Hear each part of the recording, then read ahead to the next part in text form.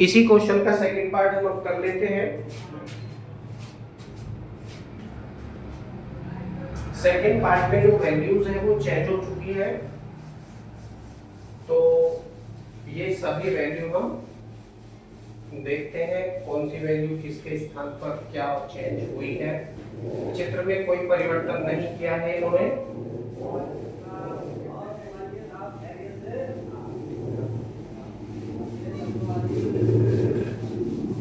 Okay,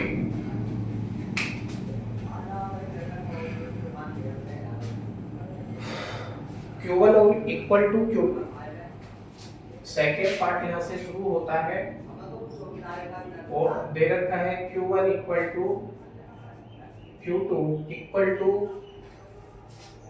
+4 microcoulomb, +4 microcoulomb. इसको हम कुलाम में चेंज कर लेंगे आगे जाके। और Q3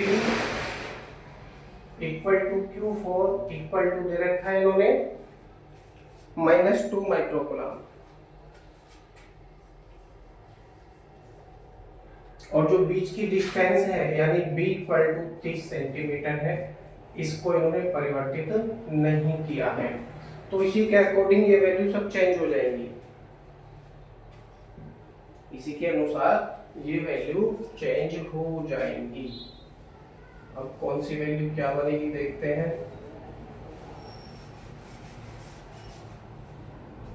Q1 प्लस का है, ये V प्लस का है, और चलो दोबारा लिखेंगे।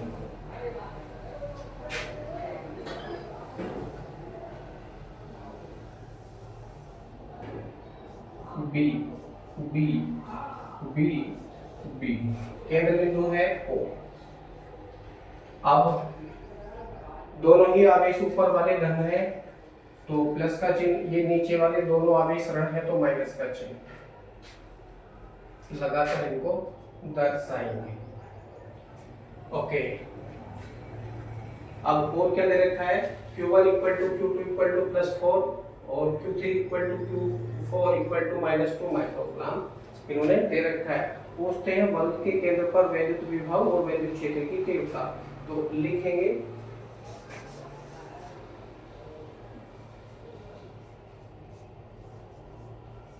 वर्ग के केंद्र पर वैद्युत विभव। चारों आवेशों के कारण देख लेते हैं, वो वैल्यू अलग अलग ही हमको प्राप्त होगी। फिर बाद में भी हम क्या करते हैं, जोड़ देते हैं सभी को, तो हो जाएगा V equal to V1 plus V2 plus V3 plus V4। कौन सा योग, बीजगणितीय अलजेब्रिक सम, अलजेब्रिक सम बीजगणितीय योग हो रहा है। V1 equal to 1/4 pi epsilon 0 Q1 upon R1 plus ऐसे यहाँ पर Q2 upon R2 plus Q3 upon R3 plus Q4 upon R4 ये हो जाएगा। तो इसको मैं क्या लिख सकता हूँ, 1/4 पाई एप्सिलॉन 0, मैंने डायरेक्टली कॉमन कर लिया सबका, यानी V1 V2 V3 V4 सबका मैंने एक साथ ही यहाँ पर डायरेक्टली कॉमन कर लिया है। और क्या कॉमन हो रहा है यहाँ पर, B भी कॉमन हो रहा है, क्योंकि जो बीच की दूरी है प्रत्येक आवेश से केंद्र की दूरी है वो भी बिल्कुल बराबर है, तो मैं इस दूरी को भी कॉमन कर देता हूँ। तो ये भी हमने कॉमन कर लिया और यहाँ पर क्या बचेगा, Q1 plus Q2 plus Q3 plus Q4 ये बचेगा।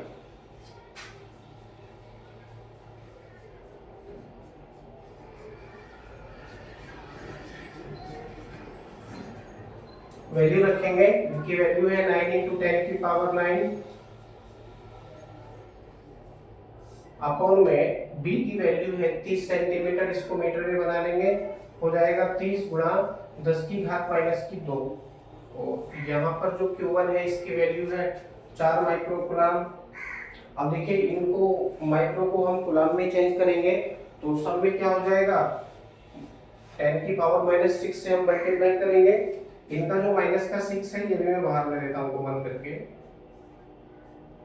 और अंदर बचेगा 4 + 4 -2 -2 ये प्राप्त होगा। अब देखिए 2 और 2 4 माइनस के हो गए, 4 प्लस के हो गए, तो इनको यहीं पे काट दो। इस 4 का अब चलिए यहाँ पर कैलकुलेशन कर लीजिए थोड़ी सी, 3 से काट लो, 3 तिया 9 और 3 ढाई 30।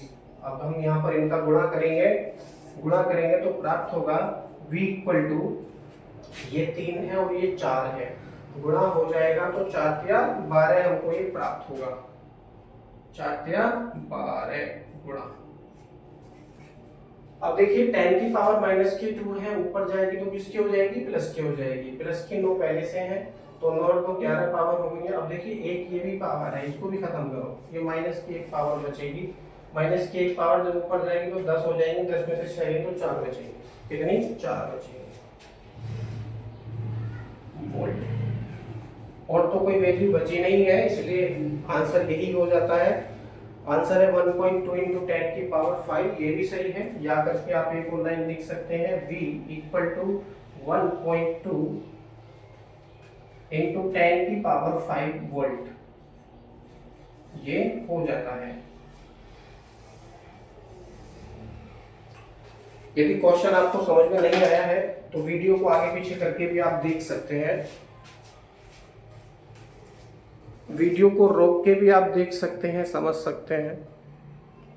बिल्कुल सही और स्पष्ट सामान्य भाषा में मैं समझा रहा हूं और बहुत ही स्लो यहाँ पर स्टडी चल रही है, बहुत फास्ट नहीं है, सारी चीज़ें कैलकुलेट करके आपको सामने बताई जा रही हैं।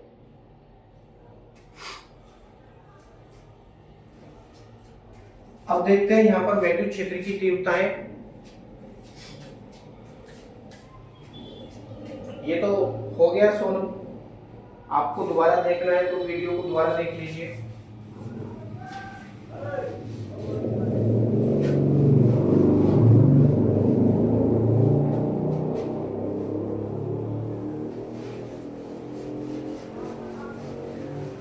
अब हमसे पूछते हैं वैद्युत क्षेत्र की तीव्रता।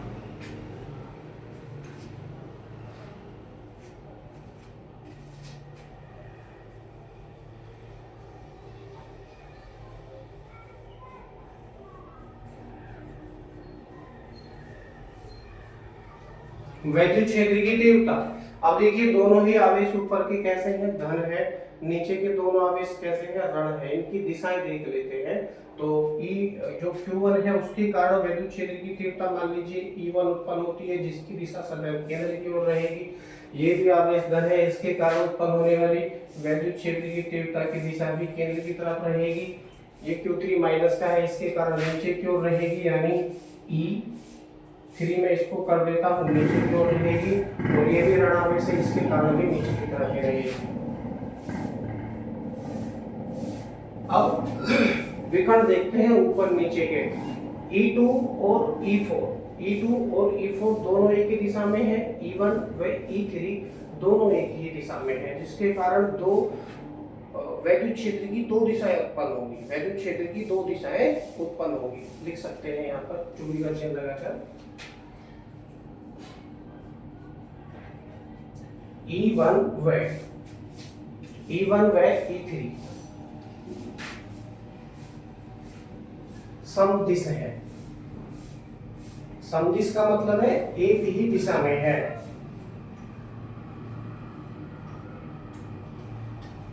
अतः तीव्रता,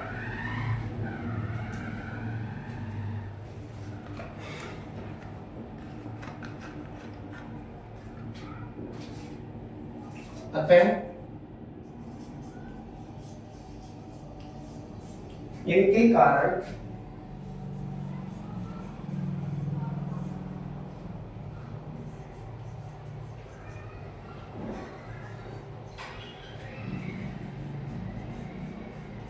वैद्युत क्षेत्र की तीव्रता,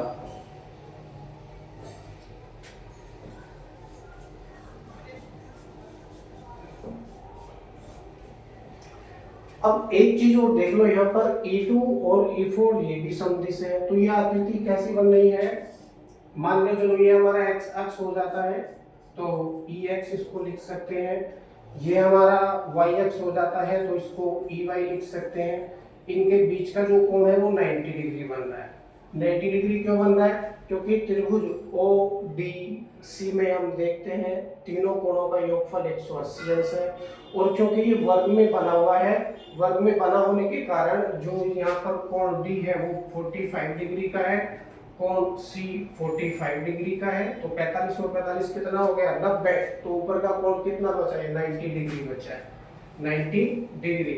यानी ये दिशाएं ई एक्स व ई वाई दोनों ही लंबवत है, दोनों ही लंबवत होने के कारण इनका हम जब परिणामी ज्ञात करेंगे तो परिणामी ज्ञात करने के लिए एक सूत्र होता है E equal to E x square plus E y square, इसका हम प्रयोग करते हैं अंडर रूट में। तो ये परिणामी ज्ञात करने का सूत्र होता है, तो ये हम इसको एक्स अक्ष दिशा में मान सकते हैं, ठीक है। तो मैं इनके स्थान पर लिखता हूं ई एक्स इक्वल टू एक्स अक्ष के सापेक्ष ई एक्स इक्वल टू क्या हो जाएगा E1 plus E3, E1 plus E3 ये हो जाता है। अब वैल्यू रखेंगे और ना केवल सूत्र ओपन करेंगे बल्कि वैल्यू भी हाथों हाथ रख लो, और वैल्यू भी हाथों हाथ रखने के पश्चात जो कॉमन चीजें हैं मैं हाथों हाथ कॉमन कर लेता हूँ। 9 इंटू 10 की पावर 9 मैंने कॉमन कर लिया, अपॉन में r की वैल्यू है तो 30 गुणा 10 की घात -2 का क्या हो जाएगा स्क्वायर हो जाएगा, और अंदर बचेगा q1 प्लस q2। q1 की वैल्यू आपके पास में है 4 प्लस, और q3 की वैल्यू आपके पास में है 2, ये हो जाता है। अब हम क्या करेंगे, ये 9 है, 9 गुणा 10 की घात 9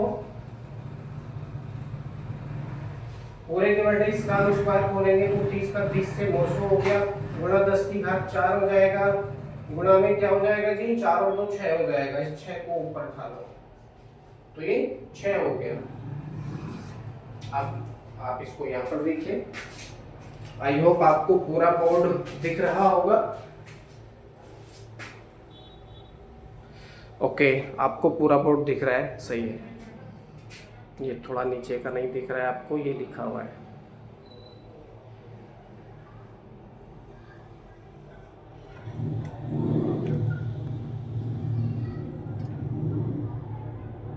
अब आपको सब सही दिखेगा। ओके, इतना ही बहुत है। अब आगे देखिए,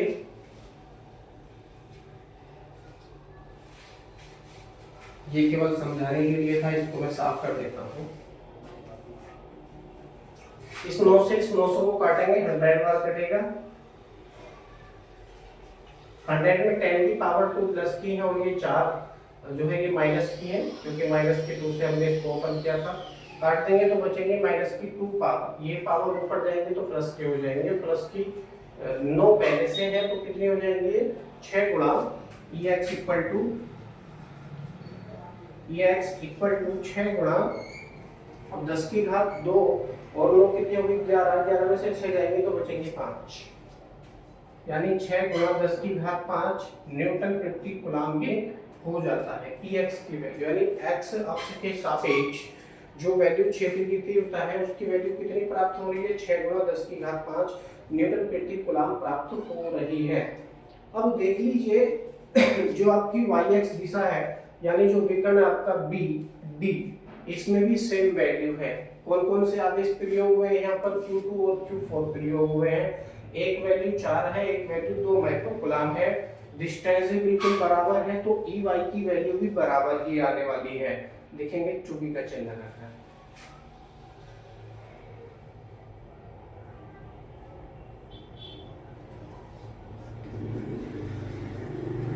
ई वाई का मान भी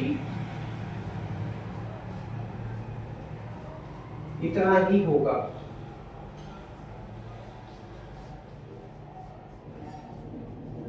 अब दोबारा क्या कैलकुलेशन करें, इतना ही होगा, इसलिए E X equal to E Y equal to करके मैं लिख सकता हूं 6 गुणा 10 की घात 5 न्यूटन प्रति कूलम।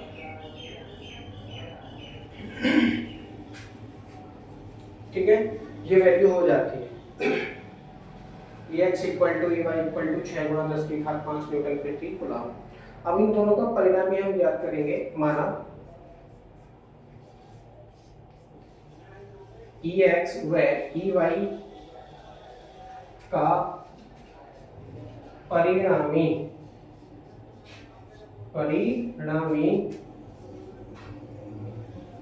E है, तब डैश लगाएंगे और नई लाइन से इसको लिखेंगे E equal to Ex square plus Ey square का पूरे का अंडर रूट।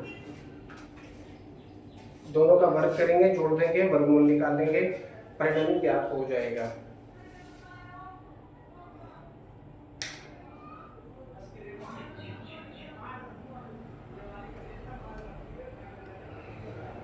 ओके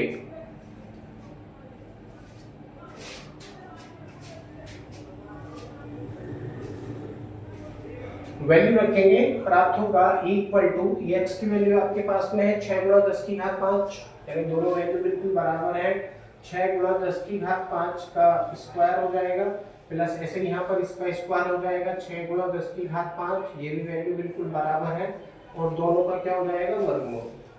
इसका हम ओपन करेंगे, 6 36 गुणा 10 की घात 5 दूनी 10 हो जाएगा, प्लस ऐसे यहाँ पर 6 36 गुणा 10 की घात क्या हो जाएगा, 10 हो जाएगा ये, और पूरे का अंडर रूट, पूरे का अंडर रूट। 36 और 36 को ऐड कर लीजिए क्योंकि पावर भी सब सेम है। कॉमन कर दोगे तो पूरी लाइन ही कॉमन हो जाएगी, 1 + 1 अंदर बचेगा तो 2 हो जाएगा। 2 से 36 का गुणा करोगे तब भी 72 ही आपको प्राप्त होगा। तो मैं डायरेक्टली 36 को 36 से ऐड कर देता हूँ। 36 और 36 कितना हो गया, 72 हो गया, गुणा 10 की घात 10, ये ऐड होकर आ जाता है। अब हम इनका वर्गमूल ज्ञात करेंगे, वर्गमूल ज्ञात करेंगे तो ये हो जाएगा E इक्वल टू 6 36 36 दूनी 72, यानी 36 गुणा 2 हो रहा है। 36 तो 6 का वर्गमूल है, अंडर रूट में 2 अंदर रह जाएगा, यानी 6 अंडर रूट 2 गुणा 10 की घात 5 न्यूटन प्रति कूलम ये हो जाता है। और ये सदिश राशि है तो इसको तीर का चिन्ह या वेक्टर लगाकर आप इसको दर्शाएंगे। 6 अंडर रूट 2 गुणा 10 की घात 5 न्यूटन प्रति कूलम, यही हमारा आंसर हो जाता है।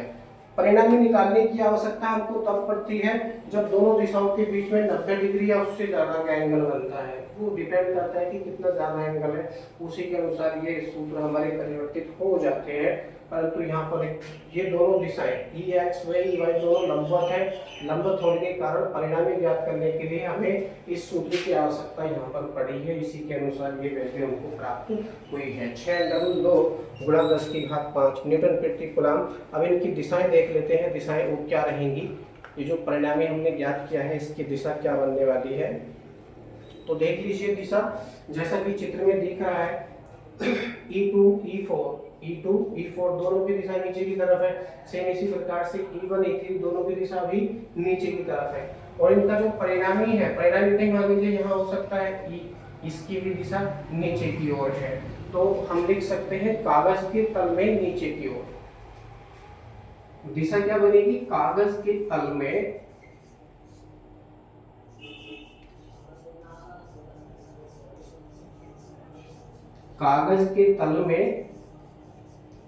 नीचे की ओर, कागज के तल में नीचे की ओर इनकी दिशा हो जाती है। ये आपका सोल्व हो चुका है। आई होप आपको समझ में आया होगा।